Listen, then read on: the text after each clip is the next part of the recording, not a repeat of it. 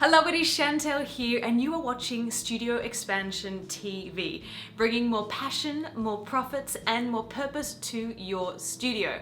And today we are talking about how to escape that old teaching trap. One of the most challenging things about running a studio is that you get so busy teaching and planning lessons and looking after students and parents that we don't get enough time to run the actual studio itself. And it's that kind of, age-old dilemma of having enough time to work in the business as opposed to working on the business. And if we're thinking about how we can really scale up the business quickly and grow your studio, the more time that we can invest on working on the business, on the kind of strategic side, that is where we're really going to see results. But how do you do it? It's often quite a very challenging catch-22. You need the cash flow that comes from teaching, and it's a lot more affordable for you to teach the lessons yourself than to pay a teacher. However, in the long term, if we don't make that almost kind of very challenging sacrifice to drop down your teaching hours to free you up to start working on the business, we're never going to get there. So it's this real seesaw dilemma of how do we get out of the teaching trap to be able to allow you to really embrace your role as studio director. So what I want to do right now is share an example with you of how one studio owner made this transition herself. It did take about 3 years, but by that stage she's now able to work at home, she's got a little baby, and she's in a position where the studio essentially runs itself because she put the groundwork in to set the foundations. So how she started this is her name's Megan, by the way, and so how Megan started this, that the first thing she did was to start systemizing the teaching standards. So she started kind of looking at what were the curriculum elements she wanted to be taught, kind of like formalizing her lesson plans and teaching her teachers how to deliver the high caliber of education that she was passionate about delivering. So that was the first thing she did. And so once she could guarantee that she could step out of the classroom and still ensure that the lessons were being taught really well, then she was in a place where she could start focusing on the business side. So that was the first step. Next, she started systemizing the admin and kind of finance, the back end of the studio, that kind of element of the business. So she started bringing in, creating a manual so that people could start documenting the procedures, so someone could step in and know how to generate an invoice for a parent, for example.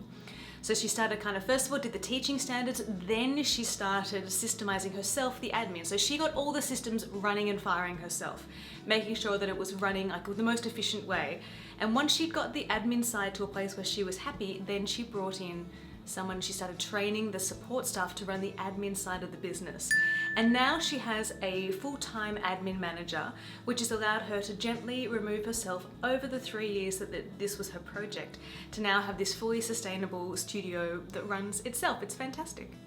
And so within 3 years, the beautiful thing about what Megan has achieved is that she's able to teach the classes she loves, not the classes that she has to teach. She's able to come into the studio, it's really positive, the studio's growing, she's got the mind space to be creative and think, okay, how can we really create this beautiful experience for the students? And she's looking at other projects as well now, which is very exciting. But for me, the biggest thing is that she's able to, her relationship with the studio is exactly what she's always wanted.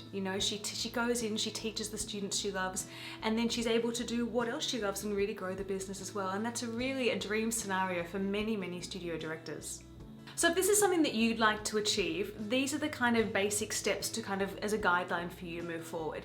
First of all is to look at the teaching element and how you're going to systemize and create a solid foundation of learning, like a scaffold of learning as the students progress that you can then teach to your teachers. And then we develop the admin side of your business. So creating strong systems for enrollment and registration, for invoicing, for bookkeeping, for payroll. Start systemizing all those elements of the business to make it a really slick, fine-tuned machine. Then we can start training an admin staff member to start taking on more of that responsibility of running the business, as you can just gently pull yourself away from the studio and then be able to do what you love, teach the classes you love and what you're passionate about, and really bring that creative side to running the business. So what would it mean to you if you were able to escape that teaching trap and be able to run the studio on your own terms? Write your answer to that question in the comment section below. Did you love this video? If so, subscribe to our Studio Expansion TV YouTube channel. And if you've got a friend who's stuck in that teaching trap, please send this video on to them so that they can start seeing some tips of how they can transition in just a few short years. And if you want more insights onto how to grow and systemize your studio, jump on over to studioexpansion.com and register for our email updates. This is where you'll get invited to lots of free trainings and get video content and bonus materials to help start putting the steps into place for you to escape the teaching trap and take your studio to the next level. Thank you so much for watching this episode, and I'll see you next time on Studio Expansion TV.